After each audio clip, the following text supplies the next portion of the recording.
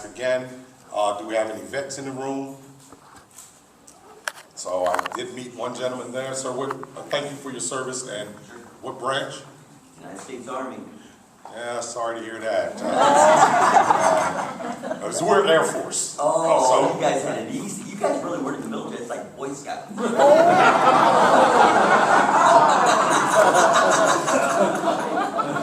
See, this is that interagency, inter-service, little vibing.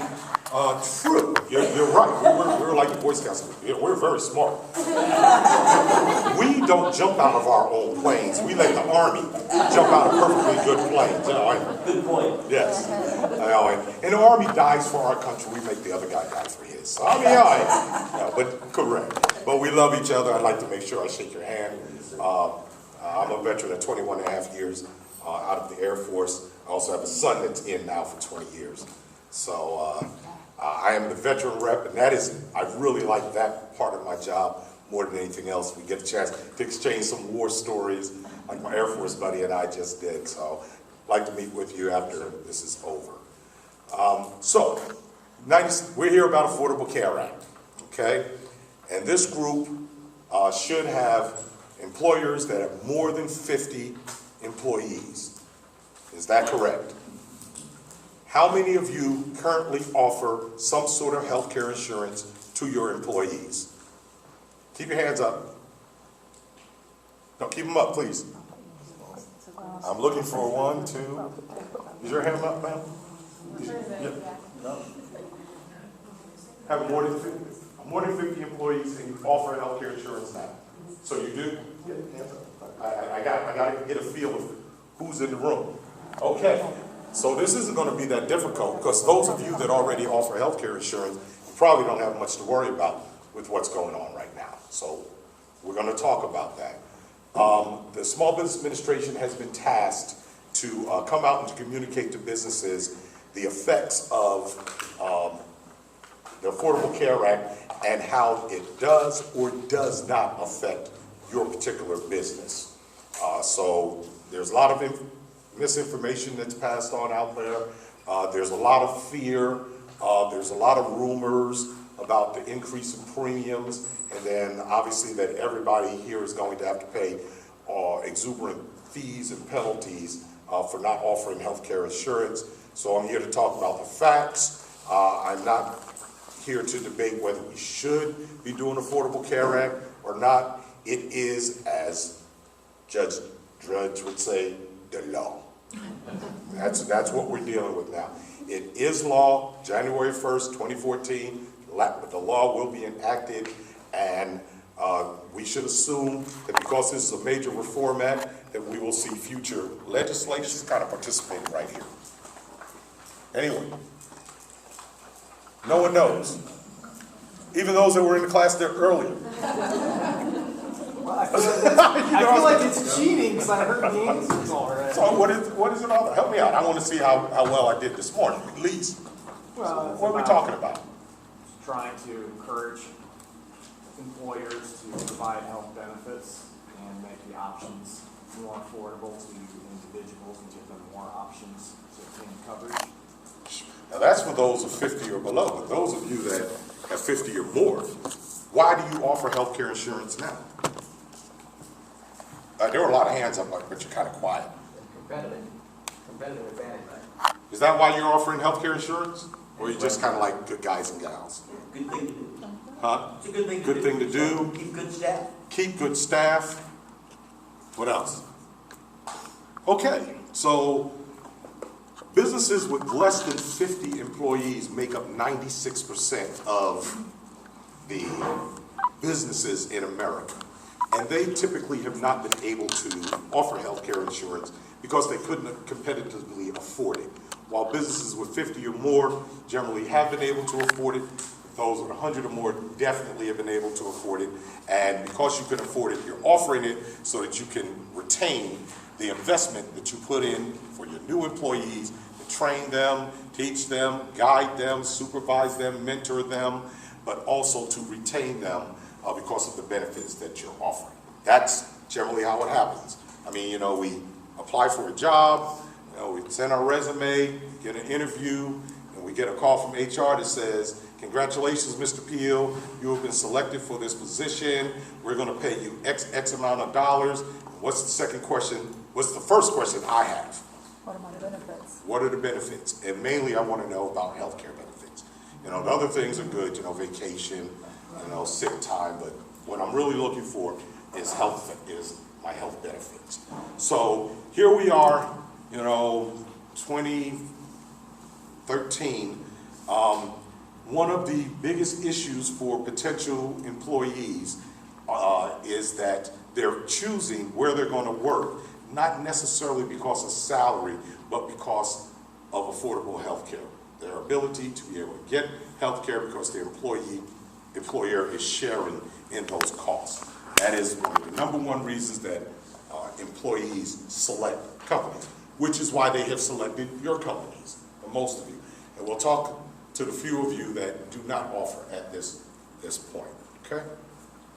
So currently, you know, small businesses and, you know, though, including you, may be paying anywhere to 18% more on your premiums than major companies like Honda or Toyota may be paying, because you're paying a lot in administrative costs. You may be paying anywhere from 60% of your premiums are going to administrative costs. That's going to change now with this Healthcare Reform Act, and I'll talk a little bit about that a little bit later. So basically, including those that did not put up their hands, these are some of the the obstacles that you have faced in offering healthcare. You know, you've too few choices, high premiums, you know, there's high group rates if you have a lot of women or elderly working in your organization, and for chronic illnesses, and there were long waiting periods, or, you know, there was no coverage for pre-existing illnesses.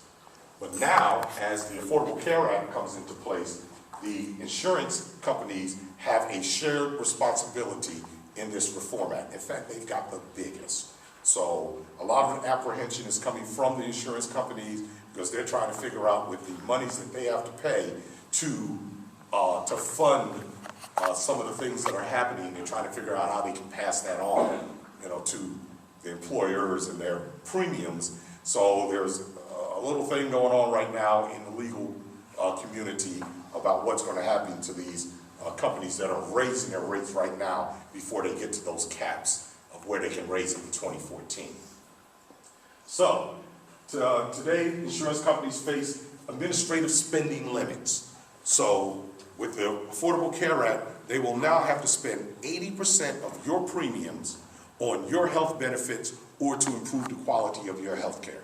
Currently, they may only be spending 40%, and the rest of it is going to administrative costs, and the majority of that is going to bonuses for CEOs. So the government is changing that and saying, hey, you no longer can do that. You're going to have to spend 80% of those premiums on the quality of care and for reimbursements for payments of those premiums, or you will face a rebate situation. I'll talk about that in a minute.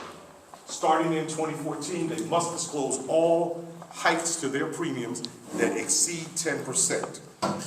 If you follow the industry over the years, that's been unregulated. You know, they've jumped anywhere from 15 to 30 to 100, and it just keeps on going. So they'll be capped that they can only increase starting in 2014 by 10%, and they'll have to justify to the government on why they're increasing that. Now, how that works, what criteria the government's going to utilize, I don't know. But that's what's going to happen. So now, guess what's happening today?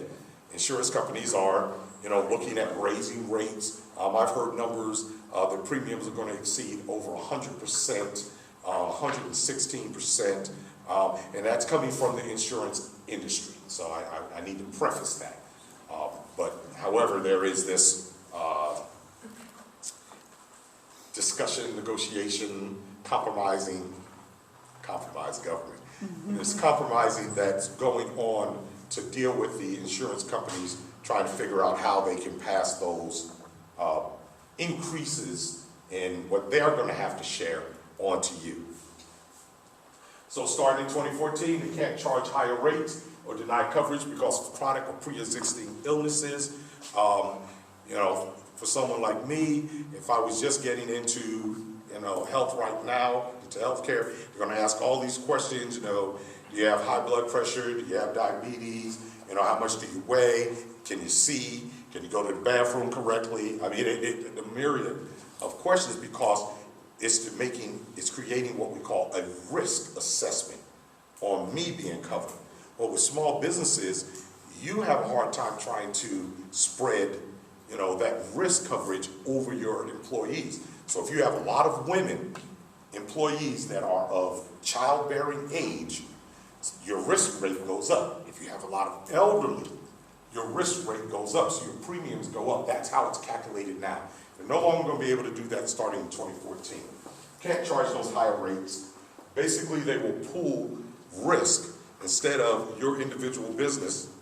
And I have to be careful when I say your individual business, because depending on how many employees you have, this may not actually pertain to you.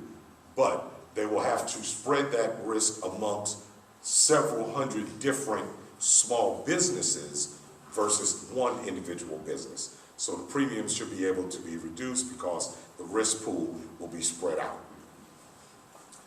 And all plans will have to offer these essential benefits. Those of you that already have health care, you already have essential benefits.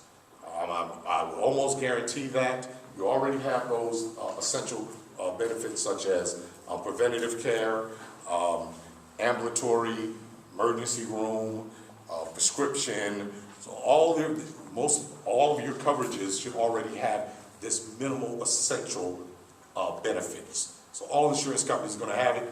Your insurance companies are probably what we call grandfathered. If you have not made any changes since April of 2010, I'm getting my numbers mixed up. This is going to be my helper, by the way, here, because he came up with some good questions at the end. Challenged me. I won, but he challenged me. So, no, just joking. So, 2010, if you haven't made changes to those policies or that coverage, your plan is grandfathered. You're okay. The plan that you're offering meets the requirements of the employer share responsibility. Was that the end of that? I'm sorry. I guess that's. Okay, thank you. You're good. So this is not going to pertain to you because you have, you know, over 50 employees. Basically, we're just talking about some of the advantages and some of the impact that the Affordable Care Act is already starting to take place. 6.9 million young adults have coverage through their parents. That age now is probably around 24 if they're in college. It's going to go up to 27. So all insurance companies will have to also cover your children to the age of 27. I know when I was growing up, I think my children were covered to age 18 while they were living with me, or 21, or up to 23, depending on whether they were in college or not. After that, they were on their own. So basically, there's some coverage now till age 27, as they can get established into workforce, that they can be covered under their parents' plan. 17 million children can no longer be denied because of pre-existing illnesses. So, you know, you have children that were born with kidney deformities or autism. Insurance companies were denying coverage. They can no longer do that. 6.1 million seniors have saved over $5 billion in prescription costs. And this is a big one, the electronics records reform. So we had a little bit of discussion about this earlier, I think from our buddy, right? That's about the electronics reform, records reform. So basically what's happening is that the government is requiring the doctors, the hospitals, the insurance agencies to all do everything electronic. That is supposed to significantly reduce administrative costs, expedite claims, etc. So this is kind of some contention right now of who's going to absorb those costs.